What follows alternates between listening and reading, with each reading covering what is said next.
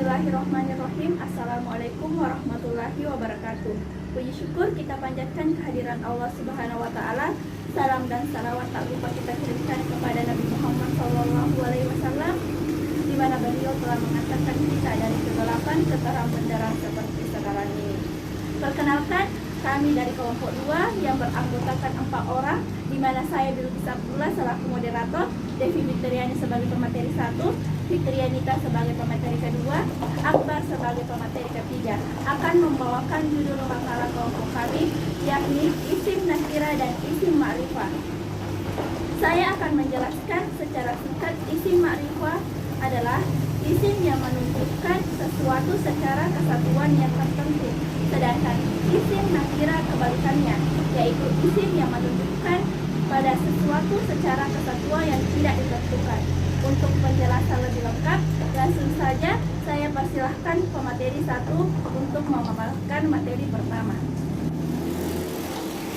Terima kasih, langsung saja. Pengertian isim nakiro dan isim ma'rifah. Isim dilihat dari segi pengacunya kepada yang tak tentu dan yang tentu, terbagi atas 2 macam, yaitu isim nakiro dan isim ma'rifah. 1. Isim nakiro. Isim nakiro adalah isim yang umum pada jenisnya, yang tidak tertentu pada satu jenis tertentu. Atau lebih ringkasnya, isim nakiro adalah isim yang menunjukkan sesuatu yang belum jelas pengertiannya. Contoh isim nakiro, baitu artinya rumah itu, waladu artinya seorang anak. Kedua, pengertian isim ma'rifah. Isim ma'rifah adalah selainnya isim nakiro, yaitu isim yang sudah jelas pengertiannya, atau isim yang menunjukkan sesuatu yang sudah jelas. Dalam bahasa Arab, isim ma'rifah mempunyai peran penting baik secara sintaksis maupun semantis. Contoh isim ma'rifah yaitu al-baitu artinya rumah itu, dan al-waladu artinya anak itu.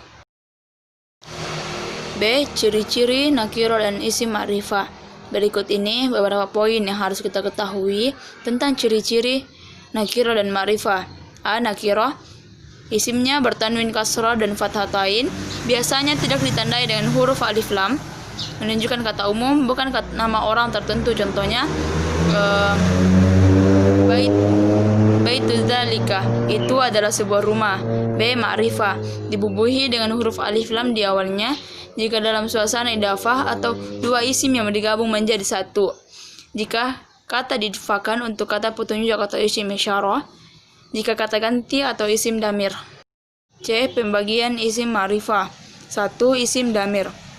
Isim damir yaitu isim kata ganti untuk pembicara atau orang pertama, dan untuk orang yang diajak berbicara atau orang kedua, seperti ana artinya saya, anta engkau laki-laki, dan huwa dia laki-laki.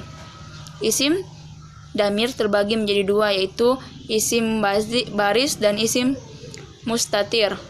2. Isim mubham. Isim mubham yaitu yang dikehendaki oleh isim isyarah dan isim mausul, dikarenakan makna keduanya yang samar atau mubham, yang bisa tertentu dengan melalui isyarah dan silah. Isim mubham terbagi menjadi 5, yaitu isim isyarah, isim mausul, isim alam, isim yang diidafakan pada isim ma'rifah, dan isim ma'rifah dengan sibab nidah. Sekian, terima kasih. Saya persilahkan kepada pemateri kedua untuk memaparkan materi selanjutnya. Penggunaan isim nakira dan penggunaan isim ma'rifah. Baiklah, yang pertama saya akan jelaskan yaitu penggunaan isim nakira. Penggunaan isim nakira memiliki beberapa fungsi. Yang pertama, untuk menunjukkan satu, terdapat dalam surah Yasin, surah ke-36 ayat ke-20.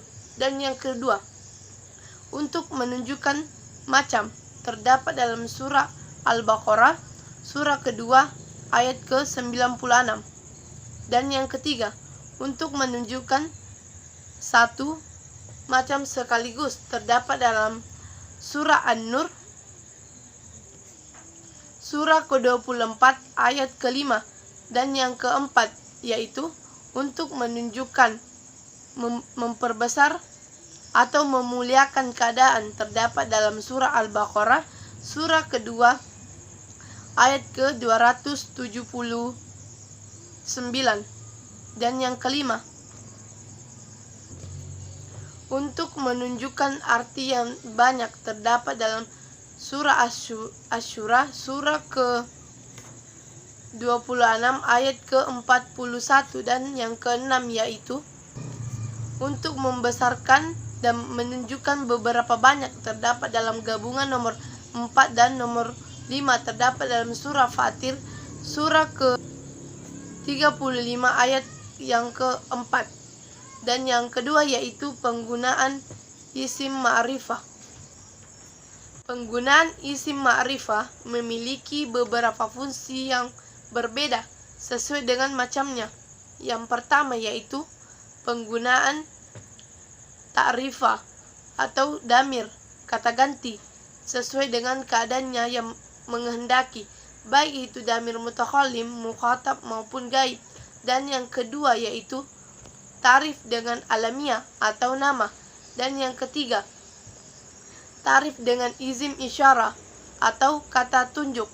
Dan yang keempat yaitu tarif dengan isim mausul atau kata penghubung. Dan kelima, tarif dengan isim alif lam atau al. Saya persilahkan kepada pemateri ketiga untuk memaparkan materi terakhir. Bismillahirrahmanirrahim. Baiklah, saya akan menjelaskan tentang materi pengulangan kata benda atau isim. Apabila sebuah isim disebutkan 2 kali, maka dalam hal ini ada 4 kemungkinan. Kedua-duanya ma'rifah atau kedua-duanya nakirah. Yang pertama ma'rifah, sedang yang kedua nakirah, dan yang pertama nakirah dan yang kedua ma'rifah. Apabila kedua-duanya ma'rifah, maka pada umumnya yang kedua adalah hakikat yang pertama. Jika kedua-duanya nakirah, maka yang kedua biasanya bukan yang pertama. Jika yang pertama nakirah dan yang kedua ma'rifah, maka yang kedua adalah hakikat yang pertama. Jika yang pertama ma'rifah, sedang yang kedua nakirah, maka apa yang dimaksudkan bergantung pada qarinanya. Perbedaan antara isim nakirah dan isim ma'rifah. Yang pertama dari segi kalimat, apabila isim tersebut tidak ada alif lam, maka dikatakan isim nakirah.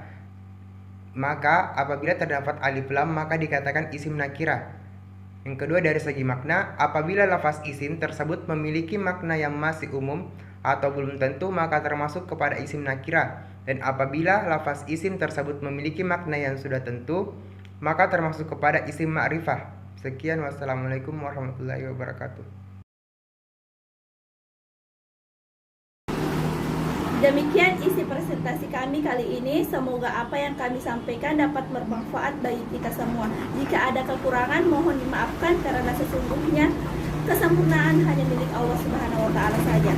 Wabillahi taufiq wal hidayah. Wassalamualaikum warahmatullahi wabarakatuh.